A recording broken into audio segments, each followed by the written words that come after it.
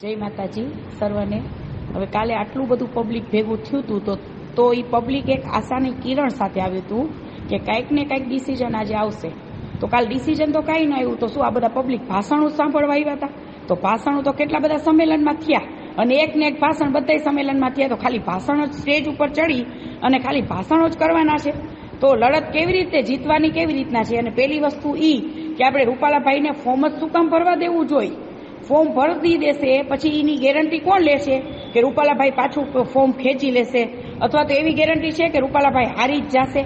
બરાબર, હું સંકલન સમિતિનો વિરોધ નથી કરતી, તો સંકલન સમિતિ રાજકોટ આવે ને રાજકોટ રહે, બરાબર। અહીંયા રાજકોટનું છે તો દંડા ખાવા અમારે જવાનું, જેલમાં અમારે જવાનું, અટકાયત અમારી થાય, બહાર અમારે નીકળવાનું। તો પછી આ સંકલન સમિતિને કઈ કેવી રીતના જીત કેવી રીતના અપાવવાની છે આમાં? બરોબર, તો આ દિવસે દિવસે ઠંડુ પડતું જાય છે બધું। આટલું પબ્લિક હવે ભેગું નહીં થાય જે કાલે ભેગું થયું હતું ને, હવે એટલું પબ્લિક ભેગું કરવું ને એ બહુ ઓલા લોઢાના ચણા જેવું થઈ ગયું છે આ બધું।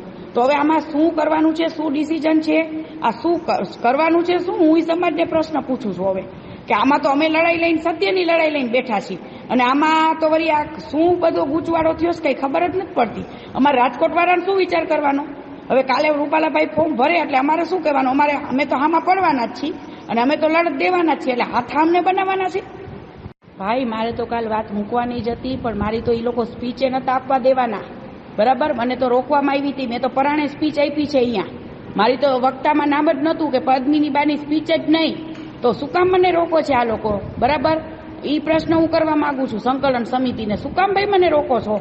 તમે બધા તો દે ધનાધન અડધી કલાક બધા સ્પીચ આપી અને હવે બધા અહીંયા પાઘડિયું સાફા બાંધીને બધા ઉપર ચડી ગયા હતા, બરાબર છે? તો હવે કાલે અહીંયા રૂપાલાભાઈને કઈ ફોર્મ શું કામ ભરવા દેવું જોઈએ? હાલો એ કારા જોવો છો હવે લાંબુ શું કામ કરો છો? હવે કે 19 તારીખે મારે પાર્ટ 2 ચાલુ થશે, તો 19 તારીખે પાર્ટ 2 કયો છે અને પાર્ટ 2 ચાલુ કરવો હોય, જો રોડ ઉપરનો જ પાર્ટ 2 હોય તો અત્યારે જ કરો, શું કામ ફોર્મ ભરવા દેવું જ જોઈએ?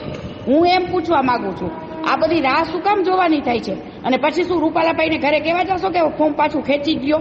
પછી ફોર્મ પાછું ખેંચાય એવી ખાતરી કોણ આપે છે? અને રૂપાલાભાઈ એકવાર ફોર્મ ભરી દેશે પછી કાલ સવારે કોણ નક્કી કરશે કે નહીં હારે કે નહીં જીતેની છે કે નથી? એ બધું રાજકોટમાં છે તો અમારે જોવાનું છે આ બધું। તો આ બધું શું ખીચડી પકાઈ રહી છે ને મને કઈ ખબર નથી પડતી હવે આમાં। તો આ બધું કાલે જે બધા સ્ટેજ ઉપર આમ ખેંચી બધા થતા હતા ને, ઓલા કે અમે સ્ટેજ ઉપર રહીને અમે ઉપર રહી, એ બધા રાજકોટ આવો કાલ, ફોર્મ ભરાવવું ન જોઈએ, ફોર્મ જ શું કામ ભરાવા દેવું જોઈએ? તો આવી ગાંધીગીરી કરવી હોય ને તો ભાઈ આવા આંદોલન ન કરાય, આવા આંદોલન કરાય જ નહીં બાપા, ઘરે બેસી જવાય। આમાં અમારા જેવાને મરવા જેવું થઈ જશે, આમાં અમારે જીવ દેવા પડશે, તમને લોકોને કઈ ફેર નહીં પડે। જય માતાજી બધા ભાઈઓને અમે પણ એમ કહી છીએ કે આ લોકશાહી છે, આપણે કોઈ એવું કંઈ કરવું જ નથી, બરાબર છે? તો આમાં વસ્તુ એક છે કે ભલે આપણે પરિણામ જે આવે પણ વિરોધ તો કરવો જરૂરી છે ને। કાલે રૂપાલાભાઈ ફોર્મ ભરે અને અહીંયા કાંઈ ન કરીએ તો એ પણ કેવું લાગે, બરાબર? અને ફોર્મ શું કામ આપણે ભરવા દેવું જોઈએ? આપણે કઈ રોડ ઉપર આવીએ એટલે એનો મતલબ એમ નથી કે મારકૂટ કરવી કે સરકારી પ્રોપર્ટીને આપણે કોઈને નુકસાન પહોંચાડવું। જે સંગઠન કાલે ભેગું થયું હતું એનો કોઈ મતલબ જ ન થયો, ખાલી બિચારા કોઈક તો પાણી વગરના બધા કેટલા હેરાન થઈ ગઈ પબ્લિક, બરાબર છે? તો આ શું કામ આવું બધું? એમ વાત એમ છે કે જો આ 16 તારીખે રૂપાલાભાઈ ફોર્મ ભરવાના છે, ખાલી આપણે આપણું સંગઠન દેખાડવાનું હતું ત્યારે એટલા ખાલી માણસોએ બહાર વિરોધ કરવા તો નીકળવું કે ન નીકળવું કે ભાઈ હજી અમારી લડાઈ તો ચાલુ જ છે, એટલે લડત તો દેવાની જ છે એમ।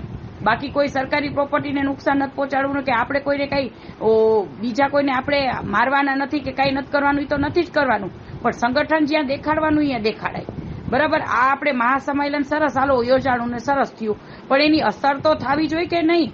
એની ક્યાંક ને ક્યાંક અસર થવી જોઈએ। આજે રૂપાલાભાઈનું ફોર્મ ભરાવાનું કેન્સલ થઈ જવું જોઈએ કે આટલા બધા ક્ષત્રિયો ભેગા થયા છે પણ એ અસર આપ લોકોને કોઈને દેખાય છે?